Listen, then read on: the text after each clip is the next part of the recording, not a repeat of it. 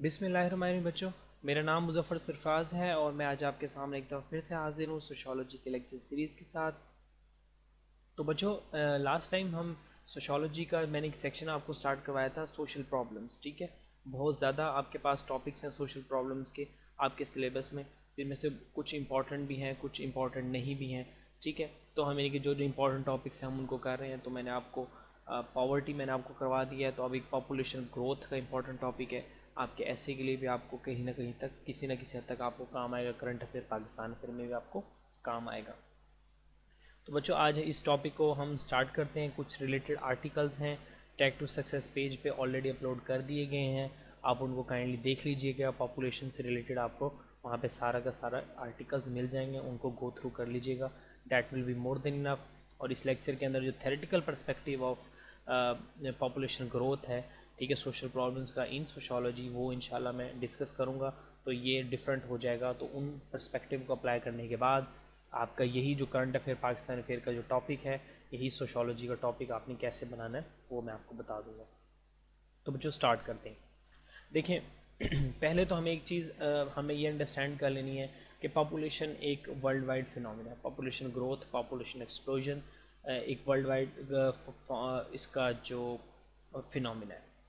अब हो यूँ कुछ रहा है कि जो मुख्तलिफ़ किस्म की कंट्रीज़ हैं ना, जाहिर सी बात है कि ये एक ऐसी चीज़ है जिसका एक्यूरेट आप इसका अंदाज़ा नहीं लगा सकते।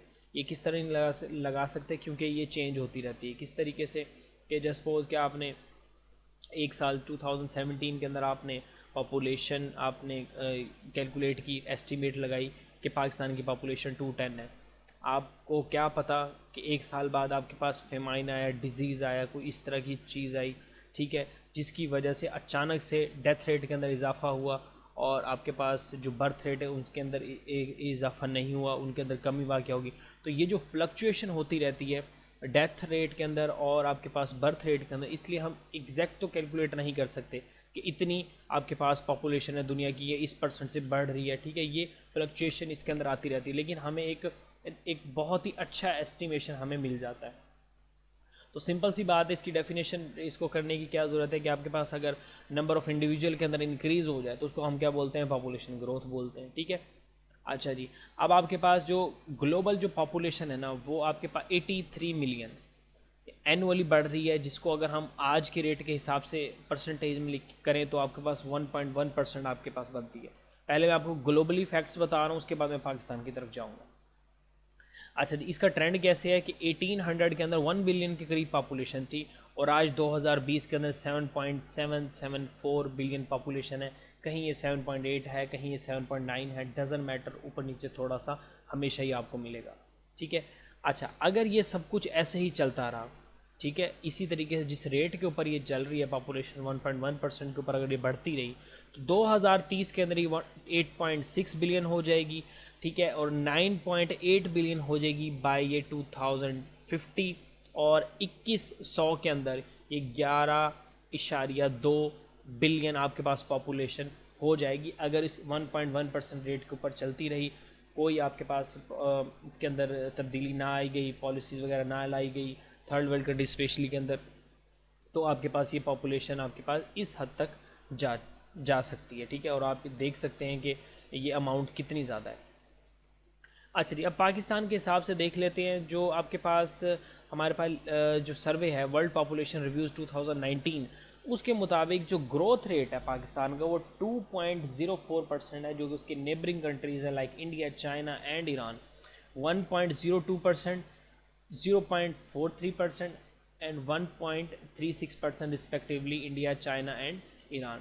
इसकी वजह यह है कि चाइना ने आपके पास वन चाइल्ड पॉलिसी लेकर आया। ठीक है, इंडिया के जो पॉपुलेशन ग्रोथ में डिक्लाइन आया कुछ टाइम से, अचानक से बहुत ज़्यादा सर्ज किया था पॉपुलेशन ग्रोथ के अंदर, एक्सप्लोजन हुई थी इंडिया के अंदर, लेकिन अब उन्होंने कंट्रोल किया इसके ऊपर।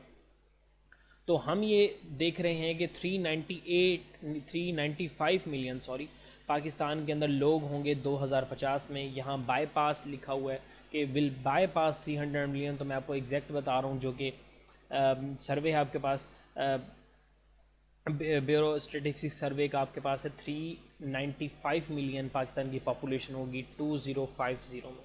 ठीक है जी, उसके बाद आपके पास जो वर्ल्ड पॉपुलेशन प्रॉस्पेक्ट 2019 है, ठीक है, उसके मुताबिक जो पाकिस्तान के आपके पास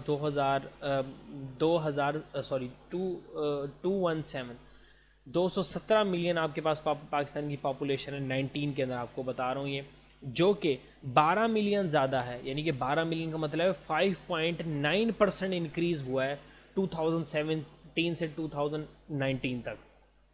तो हम ये देख रहे हैं कि एनुअली पाकिस्तान के अंदर इंक्रीज़ 2.04% हो रहा है, लेकिन हम ये देखते हैं कि 2017 से 19 तक ये 2.04% से भी ज़्यादा इंक्रीज़ हुआ है पाकिस्तान के अंदर पॉपुलेशन का, यानी कि 12 मिलियन लोग ज़्यादा आपके पास हो चुके हैं। और उसकी बहुत बड़ी वजह ये क्या है, अनइंटेंडेड आपके पास प्रेगनेंसीज जो आपके पास होती हैं, ठीक है, जो इसका जो एस्टीमेट है वो 3.8 मिलियन है, ठीक है। कहने का मतलब ये है कि 38 लाख बच्चे पाकिस्तान के अंदर जो पैदा होते हैं, ठीक है, वो आपके पास अनइंटेंडेड आपके पास प्रेगनेंसीज होती हैं, ना चाहते हुए भी प्रेग्नेंट आपके पास जो होती हैं उनको आप क्या बोलते हैं, अनइंटेंडेड प्रेगनेंसी। तो आप ये इमेजिन कर सकते हैं, ठीक है जी बच्चों। उसके बाद बच्चों अब हम ये देख सकते हैं कि आप 1951 के अंदर ईस्ट वेस्ट पाकिस्तान थे, तो ईस्ट पाकिस्तान के अंदर 66 मिलियन थी, ठीक है, वेस्ट विंग के अंदर 42 है, और आज का अगर हम कंपैरिजन देखें तो 163 million with growth rate of 1.04% है बांग्लादेश का, और पाकिस्तान का एज आई सेड 2.04% या 2.1%, थोड़ी सी फ्लक्चुएशन पाई जाती है। आप इसको 217 कह लें, आप इसे 220 मिलियन कह लें, मुख्तलिफ सर्वेज़ हैं, इनमें ऊपर नीचे हो जाए तो कोई फ़र्क नहीं पड़ेगा, परेशान होने की ज़रूरत नहीं है। अच्छा जी, अब आपके पास 2.4% जो पाकिस्तान का ग्रोथ रेट है, ठीक है ना, ये बहुत सी दुनिया के अंदर, बहुत सी ममालिक के अंदर ये बहुत ज़्यादा है, ठीक है। तो आपके पास जो एक और जो आपके पास प्रॉब्लम है वो ये है कि 30 यानी कि बहुत ज़्यादा पाकिस्तान की जो पॉपुलेशन है वो अंडर द एज ऑफ 30 है। लेकिन जब हमने 2017 का सेंसस देखा तो हमें मालूम हुआ कि हम तो ब्राज़ील जो कि 5th पे था, हम उसे क्रॉस कर चुके हैं, तो अब पाकिस्तान 6 की जगह है 5th most populous country in the world बन चुका है, ठीक है जी, जो कि बहुत ही अलार्मिंग सिचुएशन है पाकिस्तान के लिए। अच्छा, ये दोबारा आपके पास थोड़ा वर्ल्ड का आपको ट्रेंड दिखा दूं कि मैंने जैसे कि आपको बताया कि कहीं ये 9.8 है, कहीं ये 9.7 है, कि 9.7 बिलियन पॉपुलेशन हो जाएगी, 9.8 बिलियन पॉपुलेशन हो जाएगी 2050 के अंदर, जो कि अब 7.774 है, या 7.7 भी आप लिख सकते हैं, ठीक है। तो ये होगा क्या, और इस ये जो शेयर होगा 9.7 बिलियन का 2050 के अंदर, Pakistan will be among the 9 countries where more than half of the projected increase will be concentrated according to the projection released by the United Nations। क्या मतलब है बच्चों इसका, कि अब अगर फ़र्ज़ करो अब इस टाइम पाकिस्तान की पॉपुलेशन 220 मिलियन है, मैं सपोज कर रहा हूँ, तो 2050 के अंदर इसके अंदर डबल इजाफा हो जाएगा, ठीक है। तो इसके अंदर डबल हो जाएगी, यानी हाफ पॉपुलेशन आपके पास इंक्रीज़ कर जाएगी, जो कि कहीं 3.395 मिलियन कहा जाता है, कहीं इससे भी ज़्यादा कहा जाता है। और अगर मैं 210 के हिसाब से लगाऊं, जो कि हमने ये देखा है, अगर यानी कि बाकी सर्वे को छोड़ दें, हम सिर्फ 17 के सर्वे को ले चलें, तो उसके मुताबिक आपके पास 395 के करीब करीब पाकिस्तान की बनती है। तो Pakistan more than half of the projected increase will be concentrated होगा, ठीक है, उन 9 कंट्रीज़ के अंदर पाकिस्तान शामिल होगा। तो आप इसका अंदाज़ा लगा सकते हैं। और 2030 के अंदर अगर यही रेट पे चलता रहा तो पाकिस्तान क्या हो जाएगा, चौथे नंबर पर पहुंच जाएगा, ठीक है। और उसके बाद ये आपके पास डिस्क्लोज़ किया था डॉ यूनिवर्सिटी है आपके पास, university of health and sciences, ठीक है, वहाँ पे ये एक सेमिनार एक कंडक्ट हुआ था, वहाँ पे एक्सपर्ट्स की राय है कि 2030 के अंदर पाकिस्तान चौथे नंबर पर चला जाएगा पॉपुलेशन में। अच्छा, जो आपके पास इस टाइम ज़फ़र मिर्ज़ा हैं आपके पास, special assistant to prime minister for health, national health, तो वो ये कहते हैं कि 3.8 मिलियन आपके पास अनइंटेंडेड प्रेगनेंसी ईच ईयर हो जाती हैं। अब 3.8 मिलियन आपके पास जो औरतें हैं वो प्रेग्नेंट हो जाती है, जो कि अनइंटेंडेड होता है, औरतों की तरफ से या मर्दों की तरफ से अनइंटेंडेड होता है।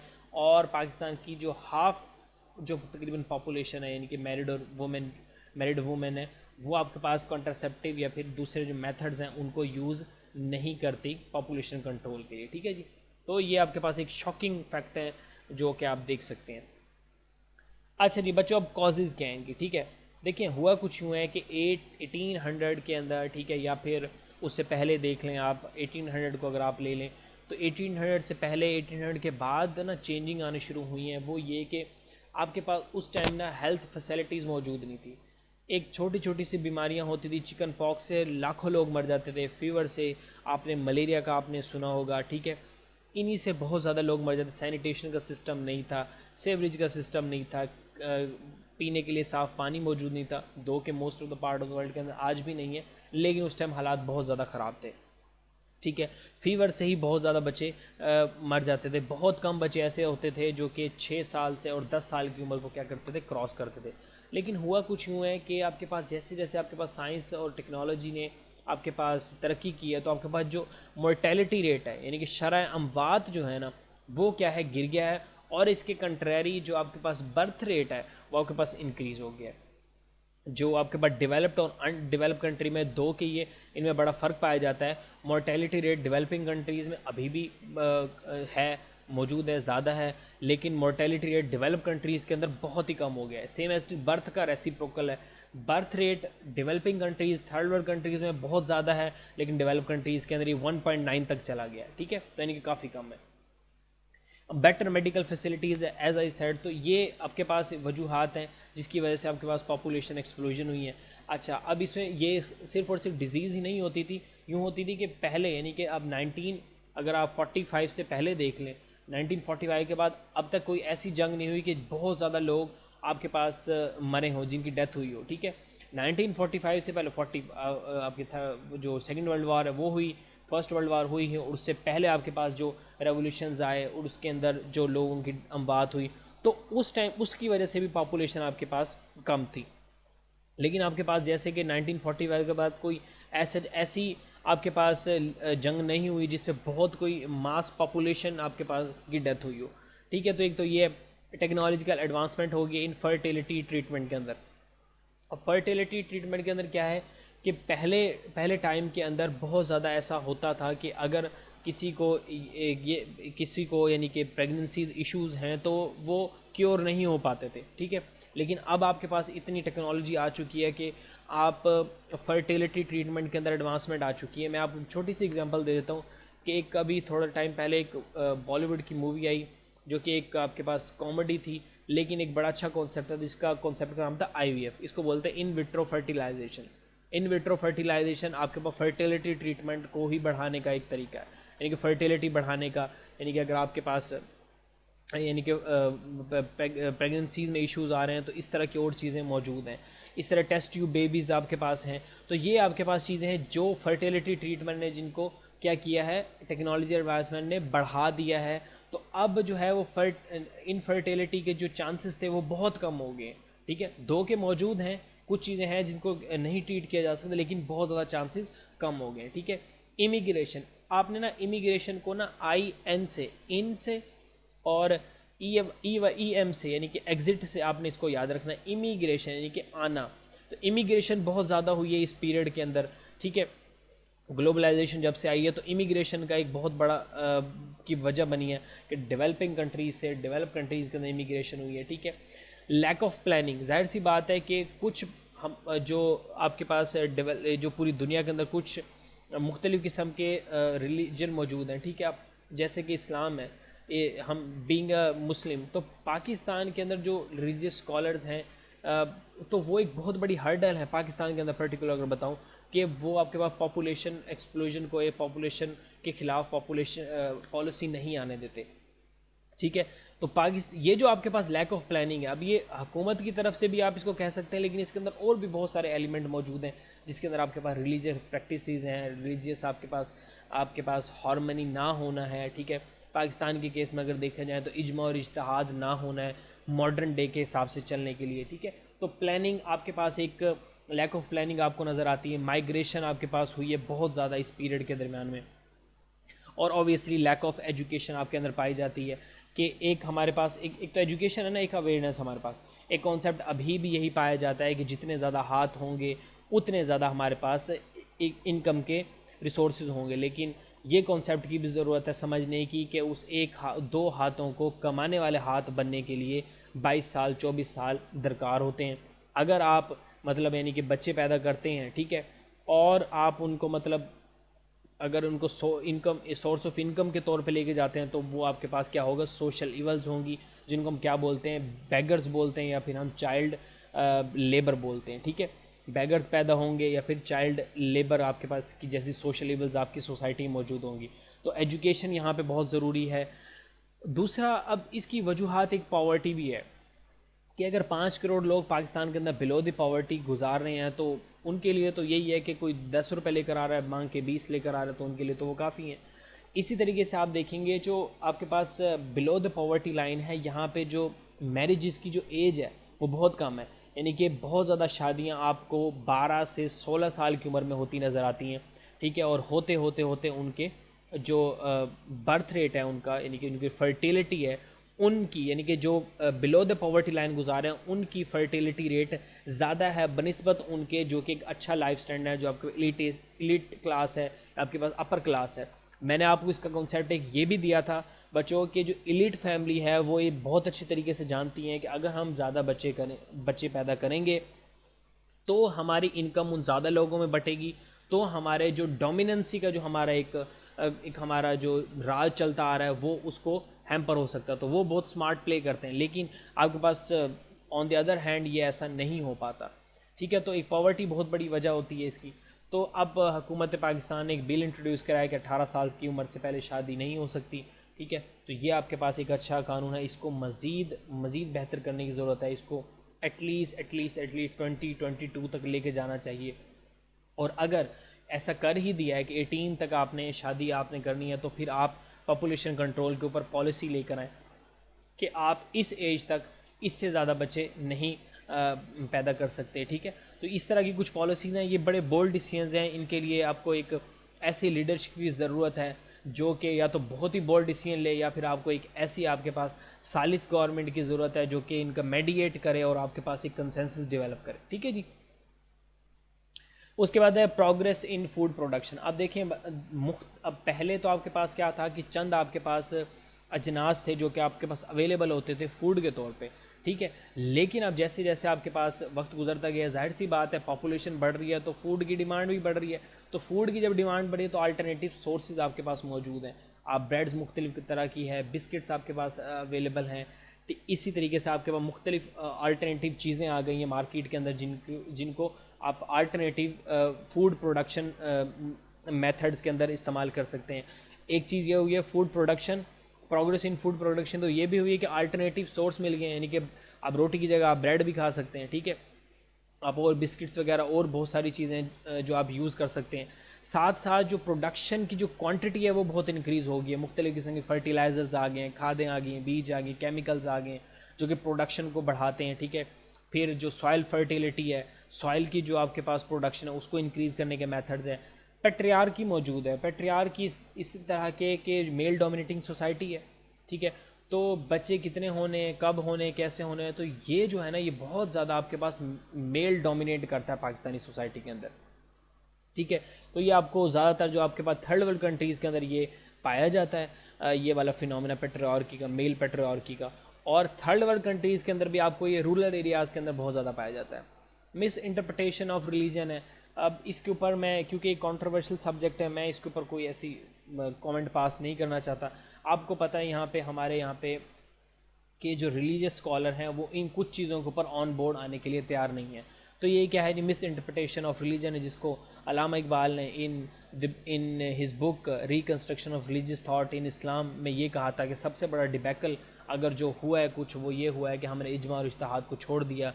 यानी कि इजमा इज्तिहाद ये है कि आप अपनी रीज़न को, अपनी लॉजिक को एक्सरसाइज करें मॉडर्न डे चैलेंजेस को देखने के लिए। ठीक है, तो वो एक हो गया लेस यूजेज ऑफ कंट्रासेप्टिव। आपको बता दिया half of the married women contraceptive use नहीं करते। 3.8 मिलियन अनइंटेंडेड प्रेगनेंसीज आपके पास मौजूद है।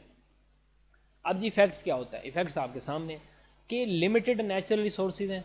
ठीक है, लिमिटेड नेचुरल रिसोर्सेज हैं, तो जब लिमिटेड नेचुरल रिसोर्सेज हैं तो अगर पॉपुलेशन जो है वो इनफाइनाइट ग्रोथ की तरफ जाए, इनफाइनाइटली ग्रो हो रही है, तो आपके पास जाहिर सी बात है कि जो नेचुरल रिसोर्स है वो डिप्लीट कर जाएंगे। फूड प्रोडक्शन आपके पास होगी, वाटर आपका इशू होगा, हर चीज़ का आपको इशू हो जाएगा जो नेचुरल रिसोर्सेज के अंदर आएंगे। इन्वायरमेंटल डिग्रेडेशन होगी। ठीक है, इन्वायरमेंटल डिग्रेडेशन के अंदर बहुत सारी चीज़ें आ जाती हैं, कैरिंग कैपेसिटीज़ के अंदर आ जाती है, इन्वायरमेंटल रेस्टोरेशन आपके पास आ जाता है। कि कैरिंग कैपेसिटी का मतलब बच्चों ये है कि ये ज़मीन जो है मुख्तलिफ़ स्कॉलर्स के मुताबिक मुख्तलिफ़ तादाद के लोगों को ना ये अपने अंदर ऑक्यूपाई कर सकती है। कुछ कहते हैं ये 7 बिलियन के करीब रख सकती है, कुछ 8 बिलियन के करीब, कुछ 12, कुछ 16, कुछ 18, कुछ 22, कुछ 32। तो अब आप देखें, चलें जी फ़र्ज़ करें कि हम मैक्सिमम पे चले जाते हैं, 30 बिलियन ये ऑक्यूपाई कर सकती है ये अर्थ। तो जिस इस हिसाब से हम जा रहे हैं तो हम तो अगले 100 साल के अंदर 30 बिलियन तक पहुंच जाएंगे। तो 30 बिलियन पहुंचने के बाद देन व्हाट, क्या होगा फिर? तो इन्वायरमेंटल डिग्रेडेशन हो रही है, पोल्यूशन आपके पास है, water pollution, noise pollution, soil pollution, हर तरह की इन्वायरमेंटल डिग्रेडेशन आपके पास मौजूद है। आपने देखा होगा कि लाहौर शहर के अंदर जो एयर क्वालिटी इंडेक्स है वो 450 को क्रॉस कर चुका था, और अब जब कोरोना वायरस है, तमाम लोग मौजूद हैं घरों में, ट्रैफिक नहीं है, इंडस्ट्री बंद है, वही एयर क्वालिटी इंडेक्स आपके पास 150 के करीब आ चुका है। ठीक है जी, तो ये आपके पास इन्वायरमेंटल डिग्रेडेशन की एग्जांपल है। राइजिंग अनएम्प्लॉयमेंट, जाहिर सी बात है कि आपके पास अनएम्प्लॉयमेंट कब पैदा होती है? अनएम्प्लॉयमेंट उस टाइम पैदा होती है कि जिस टाइम आपके पास एक जॉब हो और उसके ऊपर हासिल करने वाले, यानी कि उसके कंपेटिटिव के अंदर उसके अंदर 5 लोग हों, यानी कि ना डिमांड एंड सप्लाई के अंदर जो फ़र्क आएगा तभी होगा ना। तो पॉपुलेशन आपके पास क्या है, आपकी पॉपुलेशन डायरेक्टली इफेक्ट करती है अनएम्प्लॉयमेंट को। ओके जी, कन्फ्लिक्ट्स एंड वॉर्स, देखें ये इनडायरेक्ट रिलेशन है पॉपुलेशन का कन्फ्लिक्ट्स एंड वॉर से। क्यों, क्या होता है, जब पॉपुलेशन बढ़ेगी तो नेचुरल रिसोर्स डिप्लीट करेंगे, नेचुरल रिसोर्स डिप्लीट करेंगे तो कंट्रीज़ जो है वो सोर्सेज देखेंगे कि हम अपनी पॉपुलेशन को क्या करें, फीड करें, क्योंकि नेशनल इंटरेस्ट तो सबसे बड़ा ये है कि आप अपनी जो लोग हैं उनको प्रोटेक्ट कर रहे हैं। तो उनसे क्या होगा, दूसरे मुल्कों की तरह में क्या होता है, कन्फ्लिक्ट होता है। पाकिस्तान इंडिया का वाटर के साथ आपके पास कन्फ्लिक्ट मौजूद है, ये किसी न किसी हद तक कोफी एनन के मुताबिक कि ये आपके पास कन्फ्लिक्ट जो है ये वॉर्स की तरफ भी जा सकते हैं। ठीक है जी, depopulation of the rural population. ठीक है, अब depopulation of rural population, ये इफेक्ट्स इसका क्या है कि जो रूरल के अंदर से जो आपकी पॉपुलेशन है वो डी पॉपुलेट हो रही है, ये इसका इफेक्ट आपको नज़र आ रहा है। ठीक है, क्योंकि अब एक हद तक आपके पास रूरल एरियाज़ के अंदर एम्प्लॉयमेंट पैदा हो सकती है, तो वहाँ से डी पॉपुलेट होकर आपके पास अर्बनाइजेशन हो रही है, अर्बन डेवलपमेंट हो रही है। अर्बन डेवलपमेंट से आपके पास मज़ीद आपके पास क्राइम्स हो गए, डेवियंस हो गया, मुख्तलिफ़ किस्म की सोशल इवल्स आपके पास मौजूद है, जैसे कि मैं नीचे लिखी हुई है, slavery, child labour, crime, disorder, poverty, ये आपके पास मौजूद है। बर्डन ऑन नेशनल रिसोर्सेज, ठीक है, burden on national resources, unemployment पैदा हो रही है। तादाद पाकिस्तान की जो 220 मिलियन है या 217 है या 210 है, 212 है, कोई भी सर्वे आप ले सकते हैं, उनके अंदर आपके पास क्या है, जो मेजॉरिटी जो आपके पास जो घर हैं उनके अंदर 1 मैन आर्मी है। 1 मैन आर्मी का मतलब ये है कि अगर 5 लोग हैं तो 1 कमाने वाला है या 2 कमाने वाला है, बाकी 4-5 खाने वाले हैं। यानी कि आप कह सकते हैं less hand to earn than more mouth to feed. ठीक है, तो ज़्यादा खाने वाले मौजूद हैं बनिस्बत के कमाने वालों में, तो बर्डन क्या होगा, एट द नेशनल रिसोर्स के ऊपर होगा। ठीक है जी, अब कैरेक्टरिस्टिक्स आपके पास पॉपुलेशन की अगर हम देख लें तो बच्चों, एक आपके पास होती है लीनियर ग्रोथ, एक आपके पास होती है एक्सपोनेंशियल ग्रोथ। प्रॉब्लम हम क्या आती है कि वो एक्सपोनेंशियल जो ग्रोथ होती है, जैसे अब हम देख रहे हैं कि एक्सपोनेंशियली आपके पास कोरोना वायरस के केसेस बढ़ रहे हैं पाकिस्तान के अंदर, तो ये क्या, एक है लीनियर, 1 2 3 4, 1 3 5 7, ये आपके पास क्या है, लीनियर ग्रोथ आपके पास मौजूद। एक अगर आपके पास एक फिक्स परसेंटेज के साथ आपके पास ग्रोथ हो रही हो तो एक्सपोनेंशियल 10, 102, 103, 4, 2, 4, 8, 16, 32, 64, ठीक है, 128, इस तरह 256, इस तरह चलते जाएंगे। तो ये जो आपके पास होगी एक्सपोनेंशियल ग्रोथ आएगी। और देखा ये गया है कि ग्लोबली, पाकिस्तान में भी और ग्लोबली 150 साल तक, यानी कि अगर मैं इसको एस्टीमेट इस तरह करूँ कि 1850 से ऑनवर्ड लगा लूँ या आप 1800 से भी लगा लें, तो आपके पास एक्सपोनेंशियली ग्रोथ आपके पास पाई जाती है, जो कि ख़तरनाक है। उसके बाद एक है डबलिंग टाइम। इसका मतलब ये होता है कि कितने, अगर हमें ये पता लग जाए कि एनुअल ग्रोथ रेट हमारा इतना है, तो हम ये बता देते हैं इससे कि इतने साल बाद जी आपकी पॉपुलेशन डबल हो जाएगी। अब पाकिस्तान का है जी 2%, ठीक है, तो आर हमारे पास क्या है, एनुअल ग्रोथ, और हमारे पास 70 को आर को मैं 2 पे डिवाइड करूँगा 35, तो इसका मतलब ये है कि पाकिस्तान की 35 साल बाद पॉपुलेशन डबल हो जाएगी। अब ये अगर इसको 2.04 जो कि एग्जैक्ट है 2.1 ले लें तो ये 35 साल से थोड़ा सा और कम हो जाएगी। तो ये आपके पास डबलिंग टाइम आपको ये बताता है कि कितने टाइम के अंदर आपकी पॉपुलेशन डबल हो जाएगी। उसके बाद बच्चों टोटल फर्टिलिटी आपके पास रेट है, ठीक है जी। इसका मतलब ये होता है कि अगर हम मतलब बेसिकली मैयर्स आपके पास नेशनल जो पॉपुलेशन ग्रोथ है उसी के लिए आपके पास इस्तेमाल होता है। इसके अंदर ये होता है कि फर्टिलिटी रेट मतलब होता है कि एक टाइम के अंदर यानी कि एक अपनी पूरी उम्र के अंदर एक औरत कितने यानी कि बच्चे पैदा कर सकती है, ठीक है, क्या पैदा करती है। अब ये था कि अब जैसे सपोज मैं आपको यूएसए की एग्जांपल दूं कि 1800 के अंदर यूएसए के अंदर 6 से 7 बच्चे एवरेज होते थे एक वुमन पैदा करती थी। लेकिन वही 1920 पे, वही 1920 जिसको हम प्रोग्रेसिव एरा भी बोलते हैं, ठीक है, 1901 से लेकर 1920 तक का एरा, अगर आपने यूएस हिस्ट्री पढ़ी हो बच्चों, तो आपका जो ये 20 साल का है इसके अंदर हम देखते हैं कि वही 6-7 से बच्चे जो हैं वो 2 से 3 के ऊपर आ गए, कहीं से 1 या 2 पर आ गए। तो ये टोटल फर्टिलिटी रेट है ये डेवलप्ड कंट्री और डेवलपिंग नेशन के अंदर वेरी करता है। डेवलपिंग के अंदर ये 4.7 मौजूद है, अभी भी आप पाकिस्तान में देख सकते हैं। डेवलप्ड के अंदर ये आपका 1.9 है। 1.9 का मतलब ये कि एक औरत के पूरे 2 बच्चे भी नहीं होता। अब यूँ नहीं है कि 1.5 चिल्ड्रन होते हैं, कहने का मतलब ये कि एवरेज निकाली जाए तो 2 बच्चे भी नहीं होते, एक आपके पास मैक्सिमम होता है, ठीक है, एक ही। और यहाँ 4.7 के करीब यानी कि पॉइंट, इसको मैं अगर राउंड ऑफ कर दूँ तो 5 के करीब डेवलपिंग नेशन के अंदर मौजूद हैं। तो ये टोटल फर्टिलिटी रेट इसको बोलते हैं बच्चों। इन्फेंट मॉर्टेलिटी रेट आपके पास क्या होता है? अब ये ना, अब हमने देखना है कि जो इन्फेंट्स होते हैं आपके पास, ये पूरे एक साल के अंदर कितनी परसेंटेज इन्फेंट की डाई हो जाती है।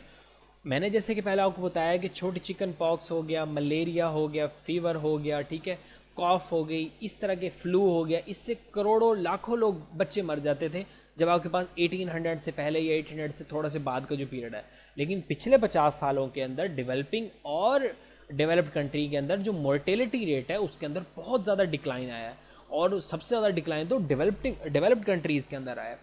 कोरोना वायरस की एक वजह डेवलप्ड कंट्रीज़ के अंदर ज़्यादा होने की एक ये भी है कि उनकी इम्यूनिटी नहीं है, क्योंकि उन्होंने पाकिस्तान के अंदर या फिर दूसरे जो थर्ड वर्ल्ड कंट्रीज़ हैं, यहाँ पे हर दूसरे दिन आपको फ्लू हो जाता है, थोड़ी सी सर्दियाँ आपको फ्लू हो जाता है। तो ये छोटे मोटे वायरसेस आपको प्रॉब्लम यहाँ पे चलते रहते हैं, ठीक है। मलेरिया अभी तक भी यहाँ पे लोगों को हो जाता है। तो ये भी एक वजह है कि उनकी इम्यूनिटी उस तरह डेवलप नहीं हो पाई, ठीक है, इसलिए वहाँ पे मोर्टेलिटी रेट ज़्यादा रहा। तो इन्फेंट मोर्टेलिटी जो आपके पास है वो डेवलप और डेवलपिंग कंट्रीज़ दोनों में डिक्लाइन हुआ, लेकिन डेवलप में तो बहुत ही ज़्यादा कम हो गया।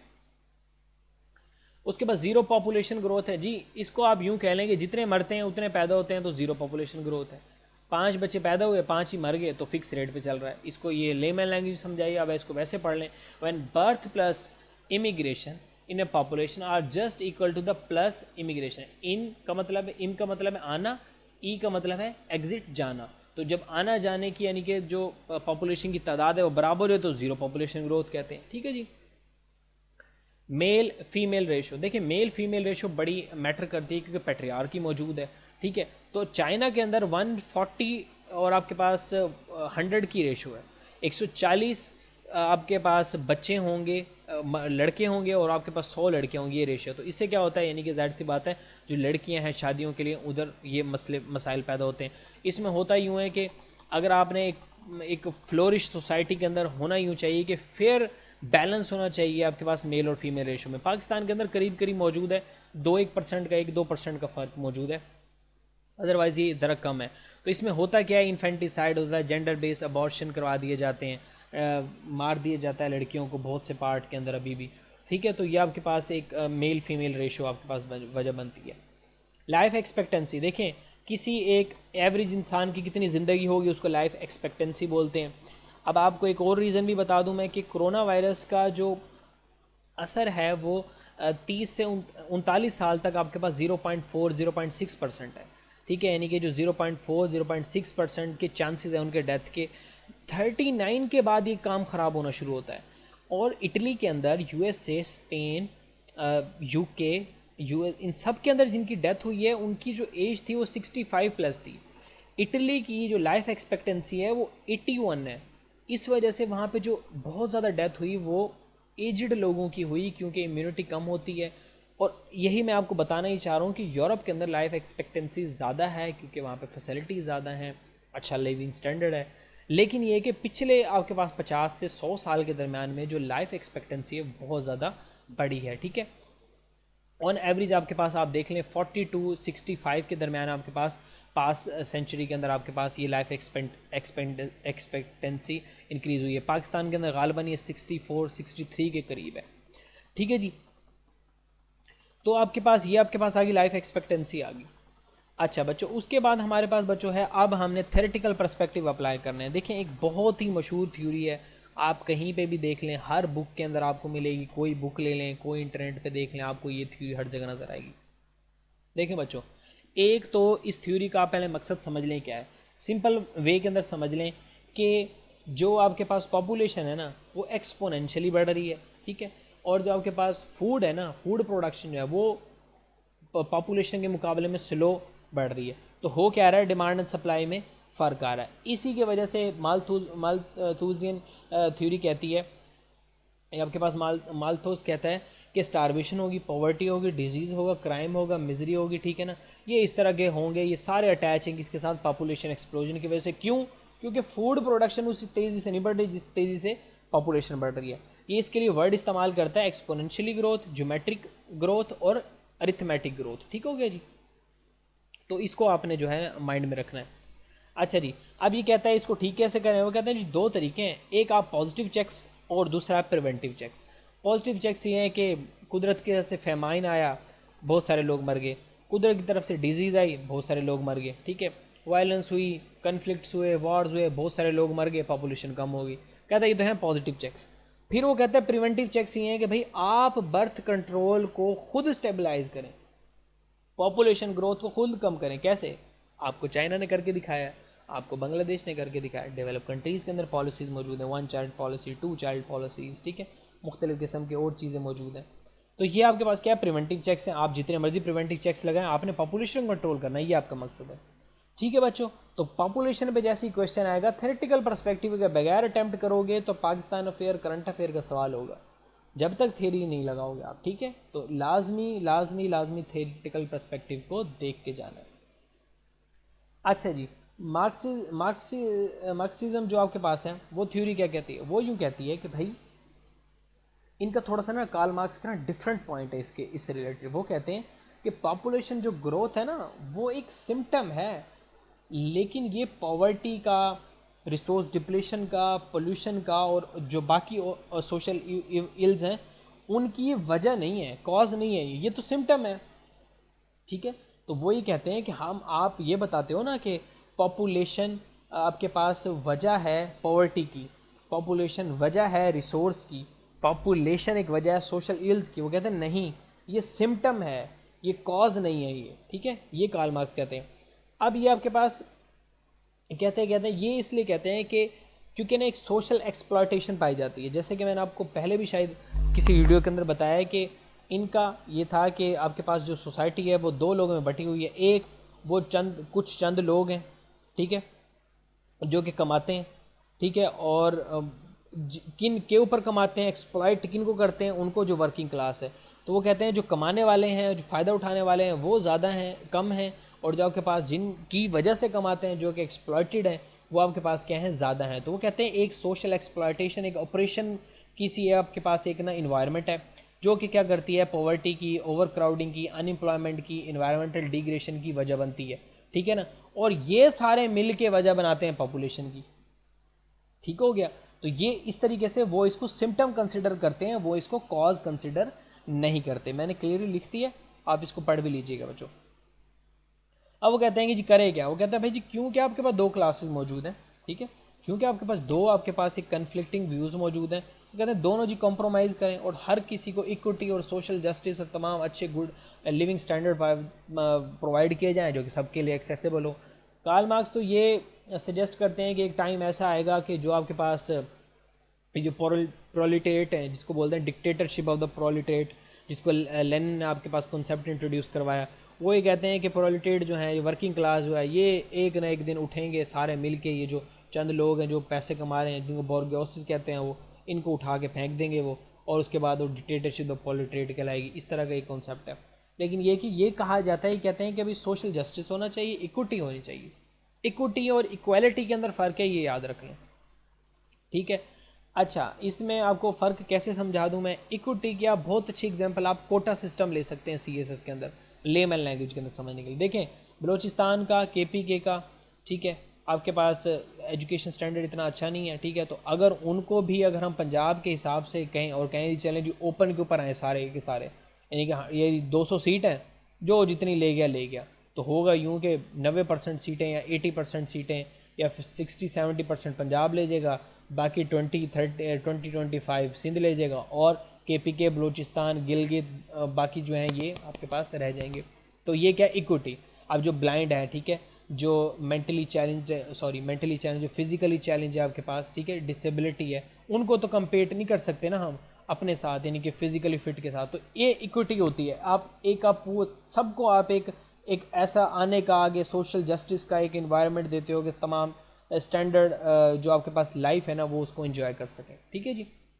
इसको इक्विटी बोलते हैं, यानी कि कोटा सिस्टम आप कहीं पे भी ले लें, या वुमेंस के लिए जो कोटा होता है उसको भी आप ले सकते हैं।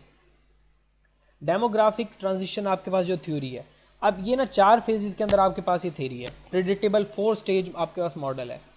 इसमें पहला मॉडल ये है कि इसके अंदर जो इन्फेंट मॉर्टेलिटी है और जो आपके पास डेथ रेट है, ठीक है ना, ये डेथ रेट और आपके मतलब बर्थ रेट जो है ना, ये दोनों के दोनों क्या होंगे, हाई होंगे। वाइल लाइफ एक्सपेक्टेंसी आपके पास क्या होगी, शॉर्ट होगी, ठीक है जी। ये एग्जांपल आप इसकी लेते हैं 80s के अंदर, आप इसकी एग्जांपल ले सकते हैं कि यूनाइटेड स्टेट के अंदर उस टाइम ऐसे होता था, ठीक है, यानी कि बर्थ भी और आपके पास डेथ और इन्फेंट मॉर्टेलिटी आपके पास क्या थी, ज़्यादा थी।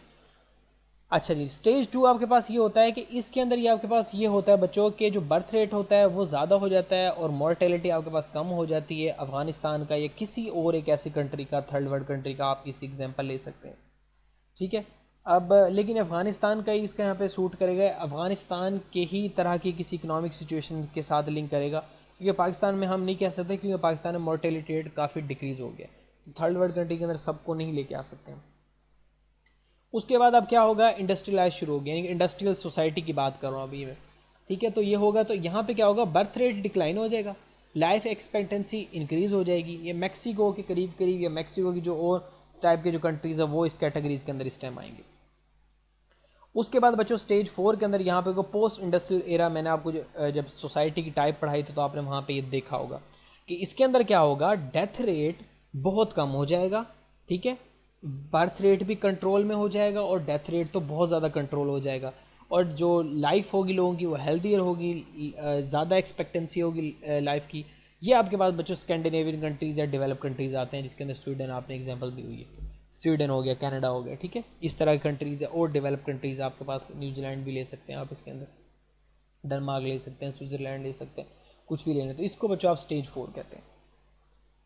अब जी आपको बच्चों लास्ट है आपके पास थ्योरी है the optimum theory of population. ये यूँ कहते हैं कि जो ऑप्टिमम थ्योरी ऑफ पॉपुलेशन है ना, इसको दिया था एडविन कैनन ने। ये इन्होंने बुक लिखी वेल्थ 1924 के अंदर, लेकिन इसको पॉपुलराइज किया Robbins Dalton and Carl Sanders ने, ठीक है। इन दोनों ने ना अपनी अपनी मुख्तलिफ किस्म की इसकी राय दी थी, लेकिन जो दोनों का जो कॉमन पॉइंट था वो ये था कि ऑप्टिमम थ्योरी जो है ना वो ज़्यादा रियलिस्टिक देखी गई है माल्थूजियन थ्योरी के साथ।